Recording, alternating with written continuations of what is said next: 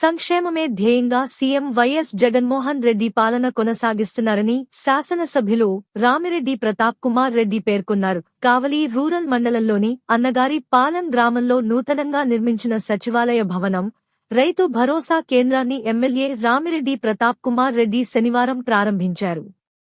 ఈ సందర్భంగా ఆయన మాట్లాడుతూ రాష్ట్రంలో పెద్ద ఎత్తున గ్రామ సచివాలయాలను ఏర్పాటు చేసి జాతిపిత మహాత్మాగాంధీ కలలుగన్న గ్రామ స్వరాజ్యాన్ని సాకారం చేసిన ఘనత సీఎం వైఎస్ జగన్మోహన్ రెడ్డికే దక్కుతుందని కొనియాడారు. పల్లె సీమలే దేశానికి పట్టుబొమ్మలని భావించిన గాంధీజీ ఆశయ సాధనకు ముఖ్యమంత్రి కృషి చేస్తున్నారని తెలిపారు. ప్రభుత్వం గ్రామాల్లో అన్ని మౌలిక సదుపాయాలు కల్పిస్తున్నట్లు తెలిపారు. గ్రామ సచివాలయాలకు సొంత భవనాలు నిర్మిస్తున్నట్లు తెలిపారు.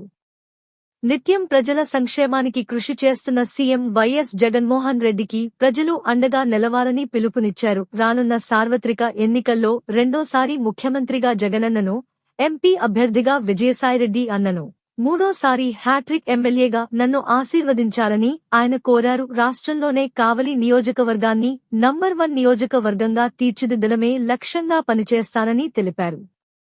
ఈ కార్యక్రమంలో అన్నగారిపాలెం సర్పంచి గోళ్ల సుప్రియ, వైఎస్సార్ కాంగ్రెస్ పార్టీ నాయకులు గోళ్ల కిషోర్, పంచాయతీ కార్యదర్శి నారాయణమ్మ, సచివాలయం సిబ్బంది, వాలంటీర్లు, గృహసారథులు తదితరులు పాల్గొన్నారు. అంటే